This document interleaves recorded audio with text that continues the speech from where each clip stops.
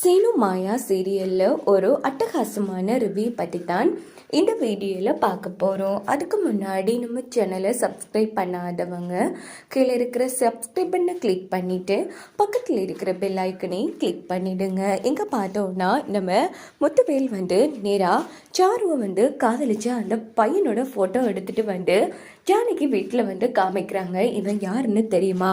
இவன் சாருவை காதலிச்சிருக்கான். அது மட்டும் கிடையாது, இவன் நிறைய வாட்டி சாருக்கிட்ட ஃபோன் பேசணும்னு ட்ரை பண்ணியிருக்கான் அப்படின்னு போட்டு என்ன சார் சொல்கிறீங்க அப்படின்னு ஜானகி கேட்குறாங்க. ஆமாம், கண்டிப்பாக சாரு இல்லாமல் போனதுக்கும் இவனுக்கும் ஏதோ சம்மந்தம் இருக்கலாம் அப்படின்னதும் எங்களுக்கு இது வரைக்கும் சாரு இப்படி ஒரு விஷயம் இருக்குன்னு சொல்லவே இல்லை அப்படின்னு சொல்லி வீட்டில் இருக்கிற எல்லாரும் சொல்கிறாங்க. சரி, நான் பார்த்துக்கிறேன் அப்படின்னுட்டு உடனே அந்த இடத்துல இருந்து முத்துவேல் கிளம்பி ரகுராம் கிட்ட வராங்க. இங்கே பாருங்கள், அன்னைக்கு நைட்டு சாருக்கு இந்த நம்பர்லேருந்து ரொம்ப நேரமாக ஃபோன் வந்திருக்கு.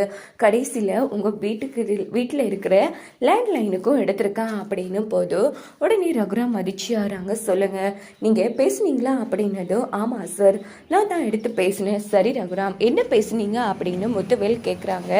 அவன் ஃபோன் பண்ணி சாரு இருக்கானான்னு கேட்டான். நான் யாருன்னு கேட்டேன்.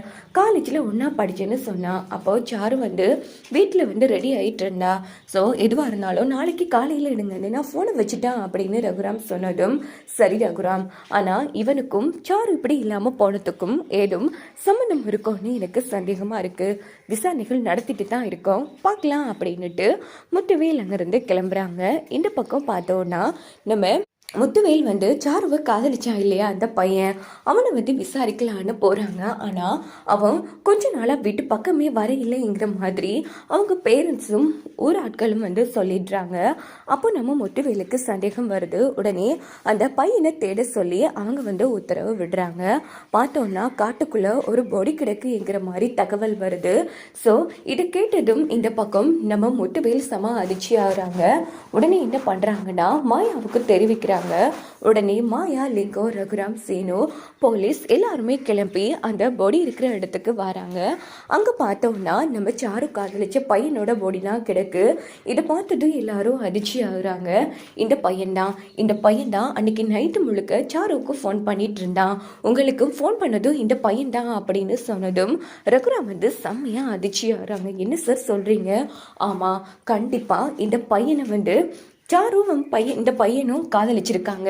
அவங்க காதல் பிடிக்காத ஒருத்தன் தான் இப்படி பண்ணியிருக்கணுங்கிற மாதிரி சொன்னதும் ஐயோ என்ன சார் இப்படி ஒரு புது பொருளையே கிளப்புறீங்க அப்படின்னு நீங்கள் சொன்னது. ஏண்டா பண்ணுறதெல்லாம் பண்ணிட்டு கூட்டத்தோட கூட்டமாக நின்று எதுவும் தெரியாத மாதிரி நடிக்கிறியா நீ அப்படின்னது. சார் என்ன பேசிட்டு இருக்கீங்க அப்படின்னு லிங்க சத்தம் போட்டதும் லிங்கம் கண்ணத்திலேயே பொழிச்சுன்னு அடிச்சு இங்கே பாரு, ஒழுங்கு மரியாதையா உண்மையை சொல்ல போறியா இல்லையா அப்படின்னது. சார் அடிக்காதீங்க சார், அடிக்காதீங்க, எனக்கு இதுக்கும் எந்த சம்மந்தமும் இல்லை அப்படின்னதும் உடனே பார்த்தோன்னா நம்ம இன்ஸ்பெக்டர் செம்ம டென்ஷன் ஆகுறாங்க. அப்பன்னு பார்த்து நம்ம லிங்கம் தான் அந்த பையனை கூர்மையான பொருளால் கொத்தி இருப்பாங்க.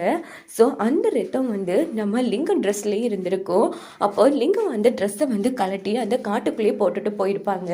ஸோ அந்த ட்ரெஸ்ஸையும் போலீஸ் எடுத்துடுறாங்க. சார் இந்த ட்ரெஸ்ஸை இந்த மனுஷன் போட்டதாக தான் இருக்கணும் சார், பாருங்கள் சார் அப்படின்னு போது செக் பண்ணி பாருங்கள், இந்த 2 சிகப்பு ஒரே மாதிரி இருக்கா அப்படின்னது. சார் இந்த பையனோட ட்ரெஸ்ஸில் இருக்கிற கரையும் இந்த ட்ரெஸ்ஸில் இருக்கிற கரையும் ஒன்றா தான் இருக்குது அப்படின்னது.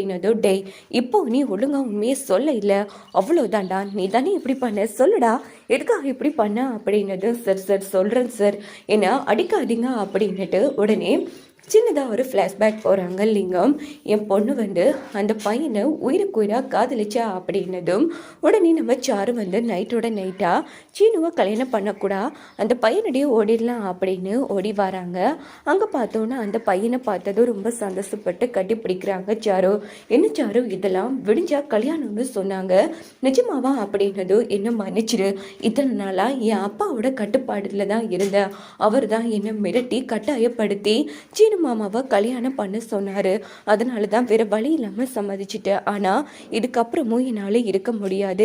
எனக்கு நீ தான் வேணும். நாம் ஊரை விட்டு ஓடிடலாம் அப்படின்னு பேசிகிட்டு இருக்கும்போதே அப்பன்னு பார்த்து லிங்கம் வந்து சாரு அப்படின்னதும் ஐயோ அப்பா வந்துட்டாரு போகலாம் அப்படின்னுட்டு 2 பேரும் எஸ்கேப் ஆகி ஓடுறாங்க. அங்கே பார்த்தோன்னா அந்த பையனை வந்து பிடிச்சிடுறாங்க லிங்கம். அப்பன்னு பார்த்து நம்ம சாரு வந்து கீழே விழுந்துடுறாங்க. உடனே அந்த பையன் ஓடும் போதே தூரமாக துரத்திட்டு போய் அந்த பையனை வந்து குத்தி அந்த இடத்துலையே லிங்கம் கதையை முடிச்சிருப்பாங்க. இதை பார்த்து சாரு அப்பா இப்படி பண்ணிட்டீங்களே அப்படின்னது சாரு நிலி சாரு அப்படின்னு லிங்கமே பின்னாடி ஓடுறாங்க. ஆனால் சாரு என்ன பண்ணுறாங்கன்னா நேராக அங்கேருந்து ஓடி போய் ஒரு குளத்தில் விழுந்துடுறாங்க.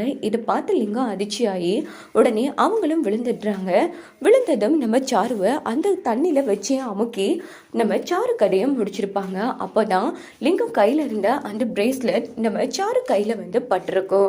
அதுக்கப்புறமா பார்த்தோன்னா தன்மையில் சந்தேகம் வரக்கூடாதுங்கிறதுக்காக கோவில் மரத்தில் வந்து தொங்க விட்டுடுறாங்க. இது எல்லாத்தையும் நினச்சி காமிச்சதும் நம்ம ரகுரா மாயா போலீஸ் எல்லாரும் அதிர்ச்சியாகிறாங்க. அட பாவி ஒரு பெத்த பொண்ணு இந்த அளவுக்கு கொடூரமாக முடிச்சிருக்க. ஆனால் கொஞ்சம் கூட எதிர்பார்க்க இல்லடா இந்த கதையில் இவ்வளோ பெரிய ட்விஸ்ட் இருக்கணும்னு. ஆனால் உடனே சும்மாவே விடக்கூடாது கிளம்படா ஸ்டேஷனுக்கு அப்படின்னு அடின்னு அடித்து தாறுமாற அழுத்துட்டு போகிறாங்க நம்ம லிங்கத்தை. இந்த பக்கம் பார்த்தோன்னா லாக்கப்பில் தள்ளிடுறாங்க. மன்னிச்சிடுங்க சார், பெத்த தகப்பனே இப்படி பண்ணுவான்னு நாங்கள் கொஞ்சம் கூட எதிர்பார்க்க இல்லை. இவனை கோர்ட்டில் வந்து வர 15ஆம் தேதி நாங்கள் ப்ரொடியூஸ் பண்ணுறோம். அதுக்கு கேட்ட மாதிரி சில ஆதாரங்களும் திரட்டணும். கண்டிப்பாக உங்களுக்கு வெளியில் நீங்கள் வந்துடுவீங்க. நீங்கள் எந்த தப்பும் பண்ண இல்லை சார். கண்டிப்பாக உங்கள் நேர்மை உங்களை காப்பாற்றுங்கிற மாதிரி சொன்னதும் ரொம்ப நன்றி சார். பாவி படுபாவி சார், சின்ன பொண்ணை இப்படி பண்ணியிருக்கான். இவனுக்கான தண்டனை ரொம்ப அதிகமாக இருக்கணும் அப்படின்னு நம்ம ரகுராம் வந்து சொல்லிட்டு இருக்காங்க. இந்த பக்கம் பார்த்தோம்னா இந்த விஷயம் நம்ம புவனேஸ்வரி பசுபதிக்கு தெரிய வருது. ஏமா இந்த லிங்கம் அம்மா தன்னோட பெத்த பொண்ணை இப்படி பண்ணா? ஆமான்னு என்னால் நினச்சி கூட பார்க்க முடியலன்னு லிங்கம் பண்ணன்னு சொன்னது. அவன் இவ்வளோ பெரிய கொடூரமானவனா? ஆமாம் ஆமாம், சொத்துக்காக தன்னோட பெத்த பொண்ணு கதையை முடிச்சிருக்கான். நல்ல வேளை இவனை நாம் தொடர்ச்சியாக நம்ம கூட வச்சுருந்தோம். சொத்துக்காக நம்ம கதையை முடிச்சிருப்பான் அப்படின்னு போதும். ஆமாம் நச்சு ரகுராம் சீனு நிரந்தரமாக உள்ளே இருப்பாங்கன்னு பார்த்தேன். ஆனால் கடைசியில் சாரு விஷயத்தில் இந்த லிங்கம் சம்மந்தப்பட்டிருப்பான்னு நான் கொஞ்சம் எதிர்பார்க்கவே இல்லை அப்படின்னும் போது சரி விடுமா, நடந்தது நடந்து போச்சு. அந்த லிங்கம் நம்ம கூட இருக்காமல் போகிறதே ஒரு வகையில் நல்லது தான்ங்கிற மாதிரி இவங்களும் பேசிக்கிறாங்க. இந்த பக்கம் பார்த்தோன்னா நம்ம மாயாவும் ஜானகி எல்லாரும் வீட்டில் இருக்கிற எல்லாரும் என்ன காமிக்கிறாங்க பார்த்தியா பத்மா, சாரு வந்து ரொம்ப நல்ல பொண்ணு. அவன் மனசை நீங்கள் எல்லாரும் தான் கெடுத்துருக்கீங்க. அந்த லிங்கம் தான் திட்டம் போட்டு சாருவை மிரட்டி சீனுவை கல்யாணம் பண்ண வச்சுக்க பார்த்துருக்கான். ஆனால் அதுக்கும் நீ உடந்தையாக இருந்திருக்கல அப்படின்னும் போது இங்கே பாருங்க நீ தேவையில்லாமல் பேசிட்டு இருக்காதீங்க. இப்படிலாம் நடக்கும்னு சத்தியமாக எங்களுக்கு தெரியாது. சாரு மனசில் இப்படி ஒரு விஷயம் இருக்குன்னு தெரியாது நீ அப்படின்னும் போதும் பத்மா, எல்லாருமே சேர்ந்து தானே நாடகம் போட்டு என் புருஷனையும் சீனுவையும் மாட்டி விட்டுருக்கீங்கிற மாதிரி ஜானகி வந்து ரொம்ப ஃபீல் பண்ணி அழுதுட்டு இருக்காங்க. இதோட பார்த்தோம்னா இந்த